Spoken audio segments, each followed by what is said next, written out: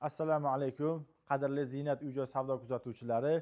Bugungi obzorimiz Farg'ona shahar markazida juda ham ajoyib holatdagi hovlimizni obzoriga kelganmiz. Hovlimiz umumiy maydoni 8 sotiq, kadastrda 6 sotiq ekan, to'laqonli pishgan qishda qurilgan uyimiz.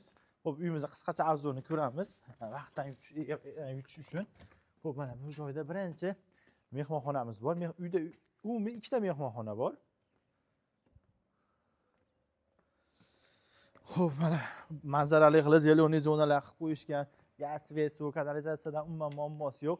Orqada 2 sotiqli hovuz devorlari bor ekan. Bu joyda bemalol mashinalarni ham qo'ysalar ham bo'ladi. Parkovочный zonalari bor. Endi hovuz devorini bitta ko'ramiz, xudo xolasa.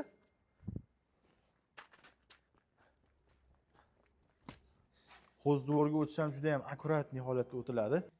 Hovuz devorimizga o'tish ham juda ham akkuratniy. Qaranglar, oyoq taglariga gullarni ekib, juda ham ajoyib qilib qo'yishgan keladi. Juda ham didli insonlar ekan. Bunaqa insonlar topish ham hozirgi kunda amrimahol bo'lib ketyapti. Uyda ikkita kotyol bor, duv kontur bor. Ular uyda nima desalaring bor, hammasi bor. Bu joyda mana alohida mol boqaman desalar ham molxona, qo'y boqaman desalar ham qo'yxona, kanalizatsiya, tandirxona. Xullas uyimizda nimaki sharoitga ehtiyoj bo'lsa, hamma sharoit bor. Mana gaz o'chib qolsa, o'tin ham ishlataverasizlar, lekin uy egalari aytishyapti, biz 50 yildan beri yashaymiz, hech gaz o'chib qolmadi deyishyapti. Endi uyimizni ichkari tomonga o'tamiz. Mana xonadonimizning ichiga ham kirdik.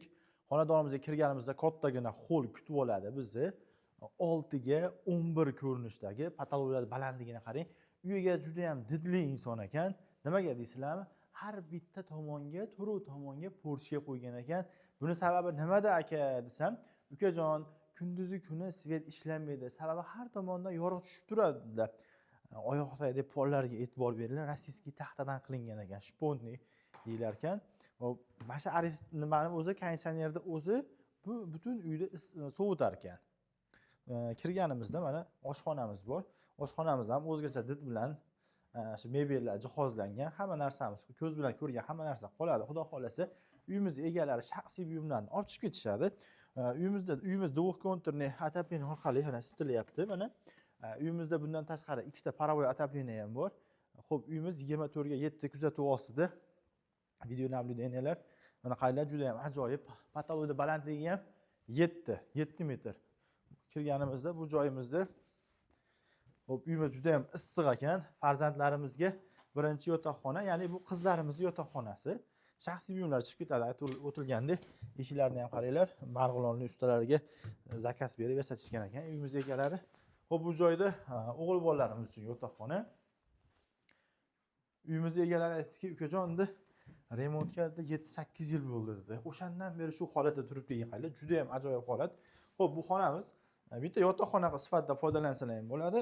Uyimiz egalari bu joyimizni garderobniy sifatida foydalanyapti ekan. Xo'p, bu joyimiz sanuzel tahoratxonalariga ega. Bu joyda mana kirganimizda vanna xonamiz ko'rishimiz mumkin. Mana kattagina vannalar qo'yilgan. Patologgacha kafellar urilgan. Holatlarimiz idealni. Xo'p, bu tomonimizdan hovuz devorga chiqib ketamiz. Mana bu tomondan hovuz devorga chiqqanimizda yozgi o'choqxona, tandirxona hamma yo'llari bor. Bu tomonda molxona, qo'yxonaga joy bor. Uni ham hozir ko'rsatamiz. Xo'p, endi uyimizning ikkinchi qismiga o'tamiz. Uyimizda ajoyib kamin bor. Bu для красоты emas, bu ishlaydi. Hozir zarurat bo'lmaganligi uchun uyimiz egalari ishlatishmayapti. Xo'p, bu joyda yana bitta родительский yotoqxonamiz bor. O'zini alohida garderoblariga ega. Bu joyda masalan yotoqxona sifatida foydalansalar ham bo'ladi. Uy egalari xonalari yetarligi uchun ishlatishmayapti, garderob qilib olishibdi. Bu joyda o'zini alohida sanuzellari bor. Mana. Uyimizda gaz, svet, suv, kanalizatsiyadan umuman muammosi yo'q. Uyimiz ajoyib holatda, 6 xona alohida mehmonxonalarga ega va mehmonxonasini ko'rsatmadim sizlarga. Keling, mehmonxonani ko'raylik. Mehmonxonamiz qayda ajoyib holatda turibdi. Mana bu ikkinchi mehmonxonamiz bo'layapti.